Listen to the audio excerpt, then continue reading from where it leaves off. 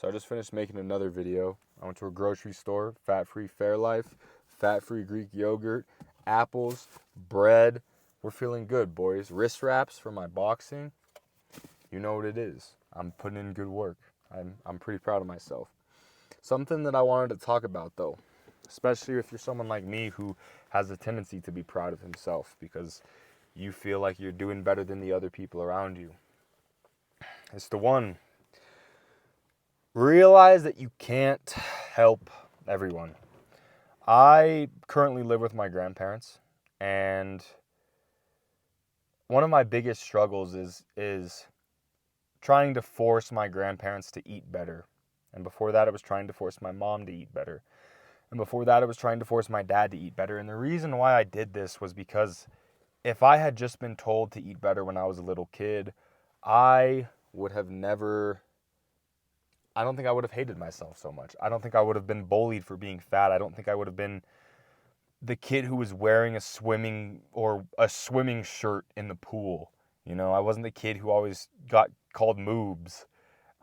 If someone had just been a little nicer to me or been a little harsher to me, almost. I was babied too much, almost, you know? I was never just called hey fatty. If like someone could have came up to me like, hey fatty, you're eating too much.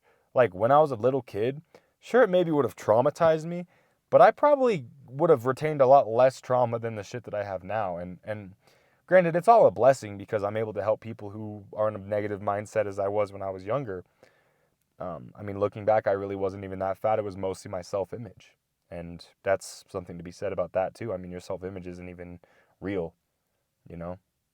If I think back to how I looked in the mirror when I was little, thought I was way fatter than I was when I look back. And that's, first off, that's scary. But anyways, back to the message of the video. You can't help everyone, right? People get offended when I try and help them out. And it's something that hurts, you know? And it's the reason why I do what I do is because there's people who want help and then I can kind of give that outlet. And I'd like to say that I'm a pretty caring individual, you know? I feel like when I was a kid I didn't get much. I'm gonna be honest.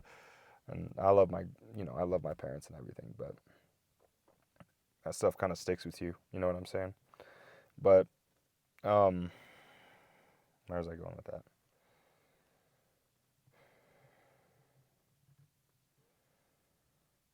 Let people be themselves, you know?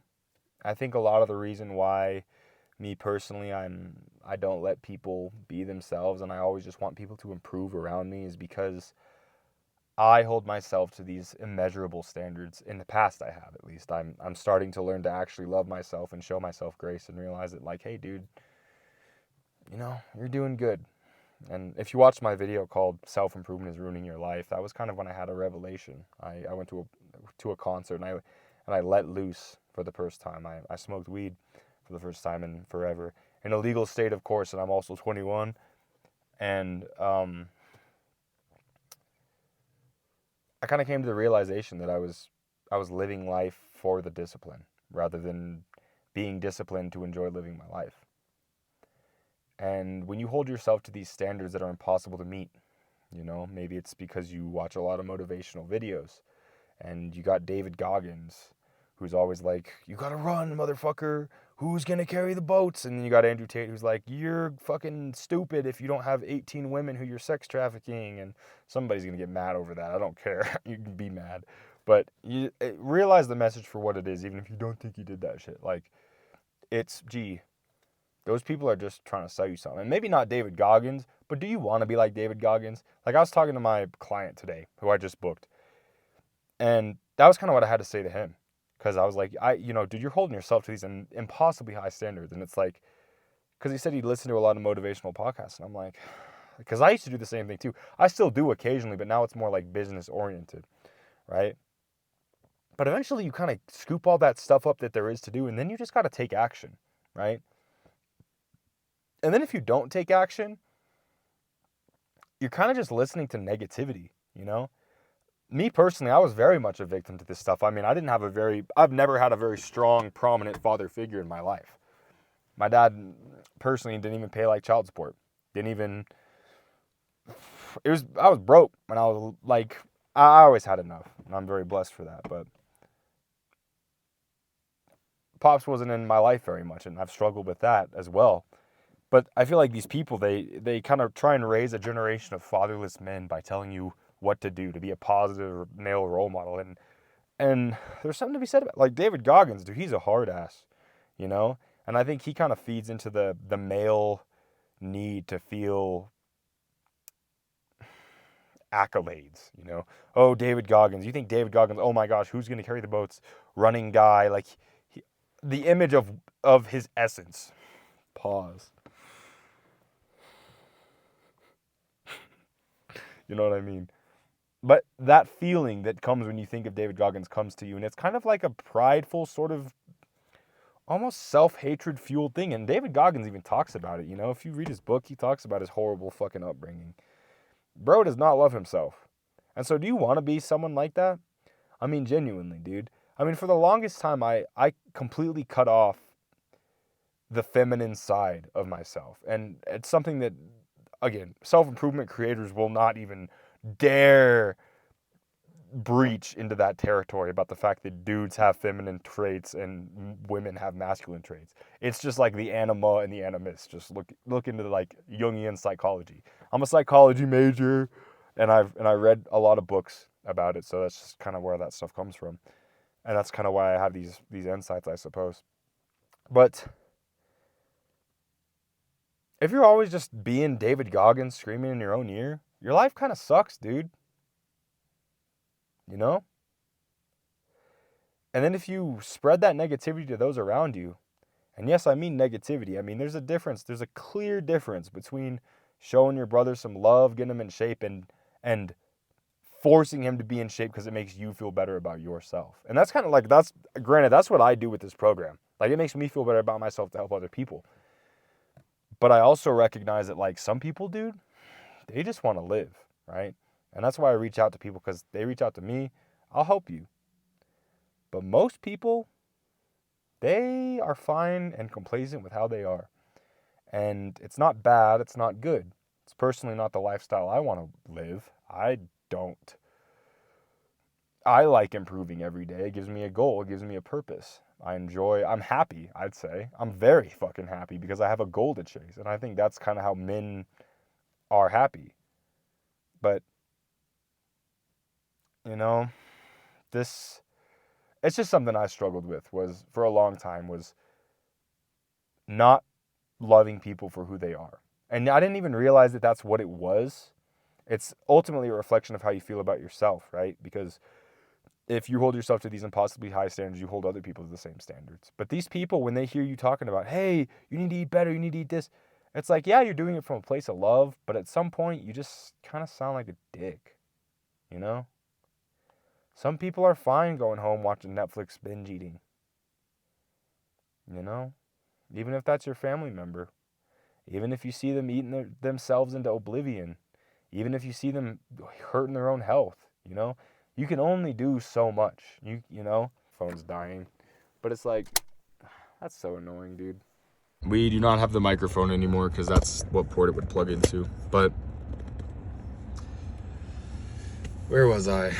You got to show these people, if you're not polite to them because you see more in them than they see in themselves, you're ultimately just not accepting them for what they are. And this was the biggest thing that I had with a lot of girls that I had for a long time. You know, I'd be with them and then I'd be like, you know, you're just not good enough.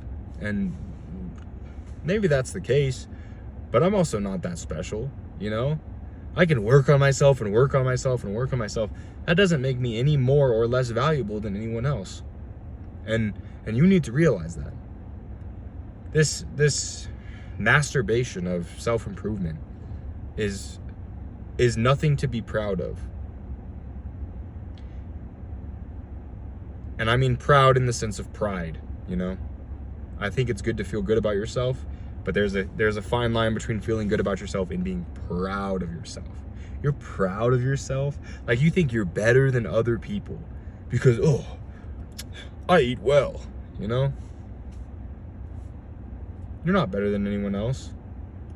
And this is coming from someone really does value this. You know, I started this video off bragging about how I eat so well, but there's something that needs to be said about that. You know, it's I say in my Instagram bio, I help people with healthy self-improvement. You know, it's unhealthy to always push yourself to the next limit. Like, I love discipline and I love what I do. Like, just today I worked about 8 hours straight just designing programs and onboarding a new client. But I'm not really doing it for the money. I'm not doing it for the love of doing it. Like, I do love doing it, but it's not like I'm like, oh, look at me, I'm so special, you know? Or like, look at me, I'm so good at this and you're not, you know? And I think a lot of people, they come from this very, very insecure way of looking at things, especially the people that need to self-improve. And I think it's good to self-improve. Like, notice your flaws, G, but it gets to a point where your self-improvement kind of just turns you into a dick because you're so improved that you think you're better than other people. And we're all going to end up in the same place, dude, right? Whether that's heaven or hell or it's just fucking death in general, we're all going to end up in the same place. And you need to realize that, like, yes, it's good to get in shape. Yes, it's good to feel better about yourself. And I can 100% attest to the fact that you will feel better about yourself when you get in shape. It is easier to talk to people. It is easier to talk to girls. It is easier to enjoy the quality of your life when you are in good shape. 100%. But don't let it define you, because you are as inherently valuable as someone else. And it gets to this backwards way of looking at things where you're like, oh, I'm so good at self-improving that I'm way better than these people. The only reason you're doing that is because you feel like you're not better than these people, right? At what point does your self-improvement turn into the point where you're just hating yourself? And it's borderline self-harm, you know? Even if it's not actual harm, you know? You're lifting heavy-ass weights, you're sore all the time. And I do this, like, bro, I'm talking to myself right now, but I know there's other people who are in the same boat as me. Like, genuinely, dog, acknowledge it for what it is, and realize that perhaps you should just show yourself a little bit of grace, and those around you a little bit of grace. And the more I've started to love myself a bit more through things like affirmations, through things like visualizing myself as confident and worthy, who I am, worthy as who I am, I've been able to love the people around me a lot more too, you know? If you have a family member who is out of shape and they have a unhealthy lifestyle that you don't agree with because your values are very different, don't let your values get in the way of loving that family member, you know? And you may think it's your sign of love, but to them, to those that are also insecure and aware of that they're stuck or wherever they're at, they're just gonna think you're dissing on them. And that's a hard fucking pill to swallow, you know, when you feel like you can't help someone. But sometimes you gotta let people live, because I've damaged relationships. I've damaged the relationship with my dad. I didn't talk to my dad for a month and a half because I was telling him that he needed to get, like, his shit together. And he was just like, oh, you think my life is bad? And I did, because he's not loaded with a bunch of money. He's happy, you know? And I recently called him to tell him that, you know, like, I'm doing good and stuff just today, but realize that shit for what it is, dude, you know? These people deserve your love just as much as any, fuck. I don't know why I got teary-eyed there.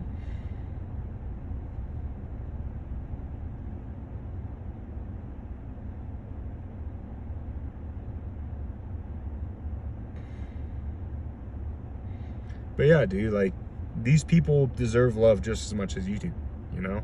And if you can't help them,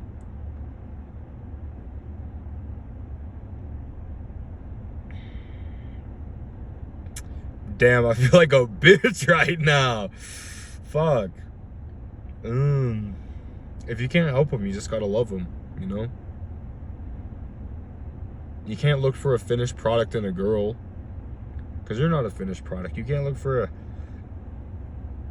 a finished... Dude, I have not cried in so long. That's actually wild.